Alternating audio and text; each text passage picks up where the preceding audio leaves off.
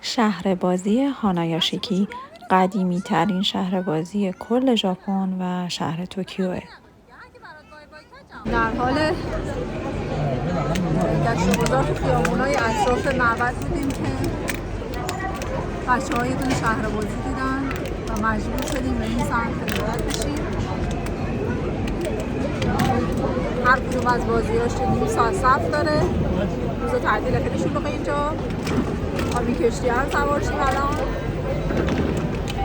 دیگه ارشاد خدمت شما که وقتی بچه داری دیگه هم من که دوست داشتم برم اون بازارچه ها رو ببینم ولی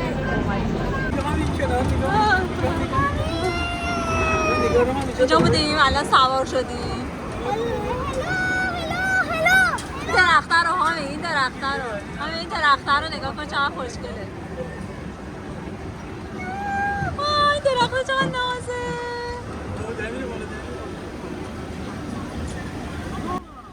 این شهر بازی سال 1853 افتتاح شده.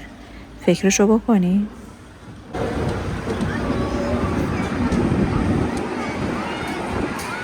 بچه کوچولو هم اینو سوار میشن؟ به همه نگو دیگه هر کی برات بای بای کرد جواب معبد آساکوسا اونجا ماشینا رو تاکسی رو هامی اونم بره سوارشین هامی تاکسیه آره فکر کنم وانده همین الان میتونه سوارشین. آها خب بریم از این پالا انتخاب کنه چی دیگه میخواد سوارشین.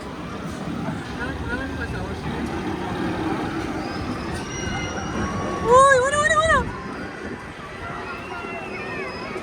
تو میترسی ها میترسی اونو سوارشی؟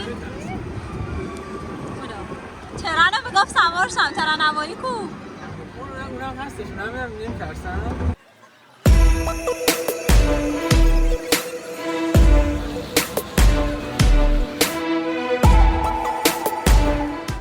این شهر بازی تحولات مختلفی داشته تا به این نقطه رسیده. ولی معروف ترین وسیله بازی اینجا ترن هواییشه که برمیگرده به سال 1953. قسمتی از ریل این ترن هوایی رو دارید میبینید الان.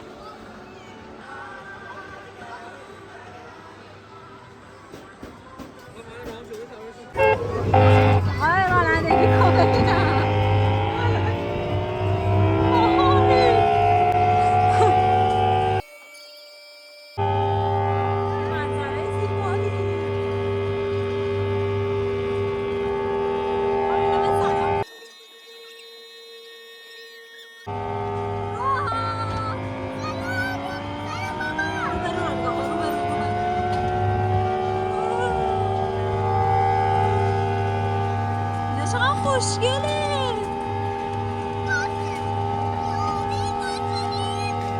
گاز بده. 2 دهه اولیه افتتاح اینجا یک باغ تحقیقاتی بوده. هنوز هم انگار اون تاریخچه رو حفظ کرده. درخت‌ها و گیاهان تزئینی زینتی زیادی اینجا می‌بینید.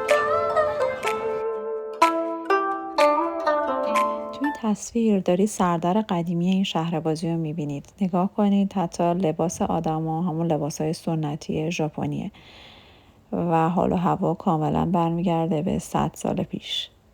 این تصویر رنگی شده و اصلش سیاه‌سفید بوده. اون روزا شهر بازی حال و هوای هالووینی داشت.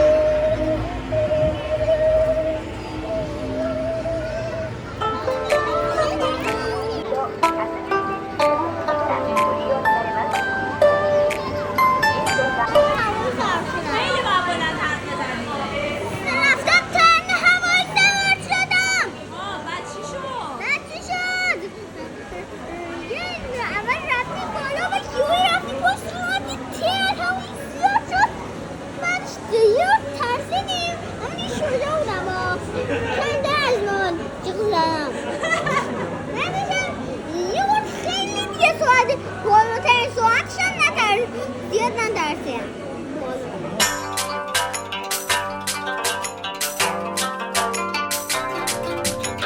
お父様、お母様、お二人がお待ちです。メリーゴーランド前、インフォメーションセンターまでお越しくださいませ。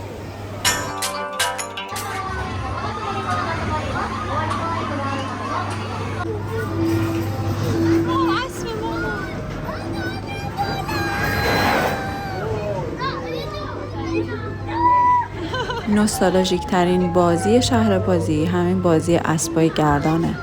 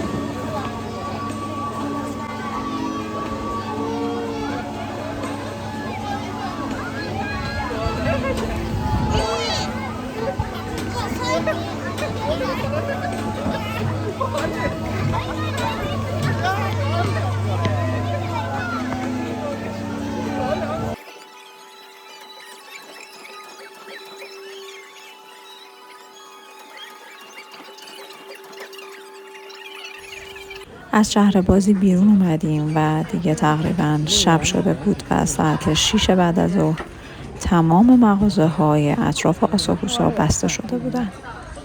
ببینیم اون تمپوروه هستش هنوز، که اونم بس اول بازار بود.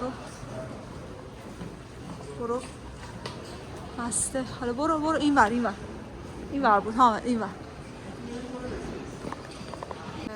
شب شده و شب که این لحظه ساعت 6 بعد از ظهر همه چی جمع میشه اینجا. الان غذا فروشی جمع شده و اون ورم بازار بسته بود، شهر بازی بست. یعنی ساعت 6 واقعا دیگه ژاپن اتفاق خاصی دیگه توش نمیفته، باید بری خونت. اگه اونایی که بخوام برن حالا جای مخصوص دیگه. ولی خب الان خیلی هم زیباست شبش. که ما باید بریم خانه. خدا نگهدار. بیورم بگیرم از معبد و این قولای محافظش، خداهای محافظش و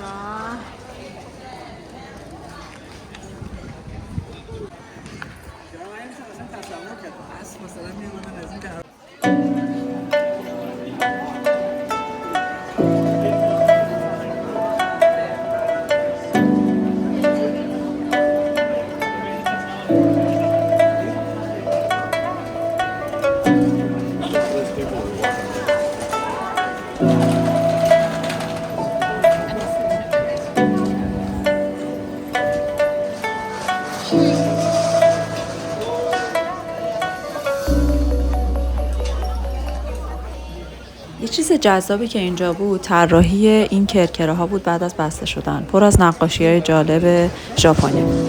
ما هم مثل همین کرکره های مغازه کرکره ویدیو رو میکشیم پایین و باهاتون خدافظی میکنیم. خدافظ.